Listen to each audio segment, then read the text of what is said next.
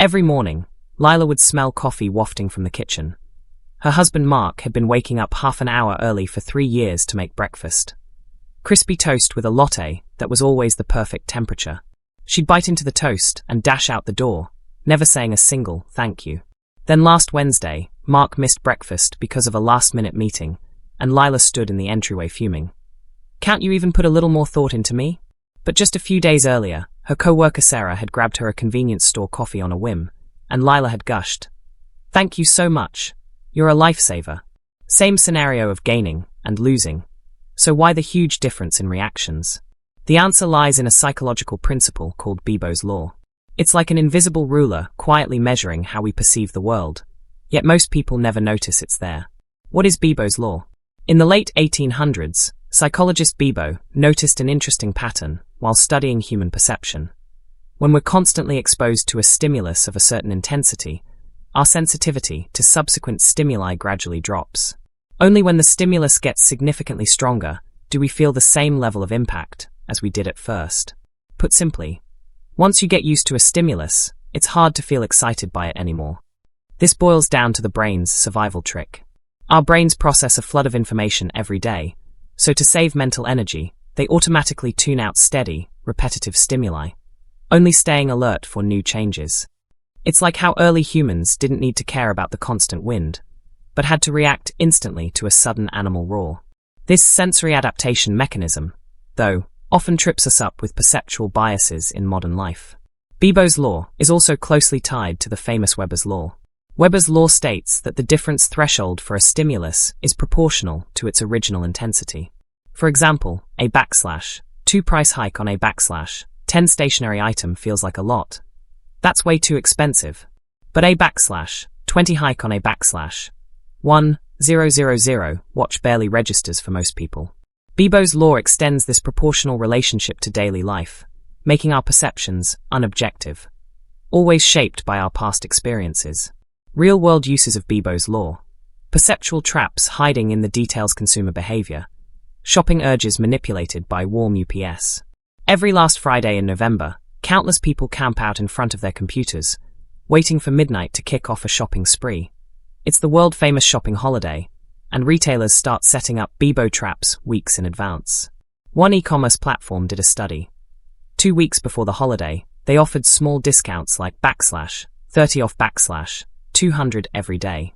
During that time, the order rate was only 1.2 times the usual. But on the holiday itself, they upped the discount to /50 off /200, and the order rate jumped to 3.5 times the usual. If you do the math, the actual discount difference is only 10%. So why the massive surge in excitement? The key is warm-up stimuli. Those 2 weeks of small discounts quietly raised people's discount threshold, making /30 off /200 feel like just a regular deal.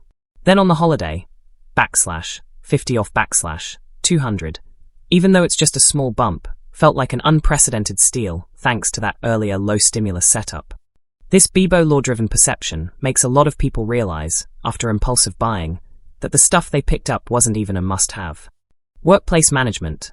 The satisfaction trap behind raises. At a Silicon Valley tech firm, something interesting happened. When first-year employees got a 10% raise, almost everyone stayed late voluntarily, and even gave the company perfect scores in performance reviews. But by the second year, even with an 8% raise, way above the industry average, nearly 40% of employees complained, "The company doesn't value me," and some even considered quitting. That's Bebo's law at work. The 10% raise in the first year was a strong stimulus, locking their salary satisfaction threshold at 10%. The 8% raise in the second year, while objectively competitive, was below that earlier stimulus standard. So it became a reason to be unhappy. Even more interesting is the disappearing benefit effect. If a company gives employees a /200 monthly transit allowance, then suddenly cuts it after 6 months, most people will protest right away. Some even think, the company's cutting corners on benefits. But if the company never offered a transit allowance, then suddenly adds a /100 monthly meal allowance, employees think, the company's so thoughtful. Same $100 difference in benefits, but whether people got used to it before makes all the difference in their emotional reaction. Romantic relationships. love diluted by habit. Lila and Mark's story, at the start, is actually pretty common in relationships. Mark's daily breakfasts, his constant effort, are like a steady stimulus, and Lila's brain gradually wrote them off as normal. But Sarah's random favor was a new stimulus, so it naturally triggered a stronger feeling of gratitude. Another couple's story makes this even clearer. The guy brought his girlfriend a bouquet of roses every week. At first, she'd take photos with the flowers and post them on social media. But after 6 months, when he missed a week because of overtime, she cried and said, "Don't you love me anymore?" On the flip side, another couple, he rarely bought flowers, but brought one bouquet on their anniversary, and she was touched for days, even saving the petals. This shows that perceiving love in relationships is easy to dilute with Bebo's law. Constant effort, without a little freshness, turns from a surprise into an obligation. That's why smart partners know to give in spurts. Swap daily breakfasts for a weekly surprise breakfast date. Trade frequent gifts for thoughtful gestures on special occasions. Break the cycle of perceptual inertia with change, and keep love feeling alive. Marketing, the anchoring magic in pricing. Luxury brands are masters at using Bebo's law to design pricing strategies. A famous brand once launched a /50,000 handbag. Sales were slow, but 3 months later, they released a /20,000 diffusion line handbag, and it sold out instantly. A lot of shoppers said, "A $20,000 bag from this brand? Such a steal." Few people noticed, though, that the /20,000 bag's production cost was way lower than its price. The /50,000 bag was more of an anchoring stimulus. It first got shoppers used to the idea that this brand should cost a fortune. Then the relatively lower price made them feel like they were getting a bargain. Here, Bebo's law becomes a magic wand for brands to boost consumer desire. Phone companies use this trick in their upgrade cycles too. Every year, a brand's new phone might only have a 10 to 15% improvement in camera pixels or battery life, but people still pay more to upgrade. Why? Because they're used to the previous phone's performance, so even a small upgrade feels like a huge step forward. But if a new phone has no upgrades at all, shoppers immediately think, it's boring. That's the perceptual gap from Bebo's law. Understanding Bebo's law, don't let perceptual inertia lead you around. Bebo's law isn't dismissing the value of constant effort. It's a reminder that human perception is inherently subjective. Only by understanding its rules can we avoid falling into perceptual traps. When shopping, make a list before sales and compare prices to your usual buys.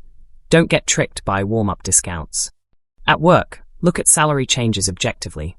Measure your worth by industry standards, not just past raises.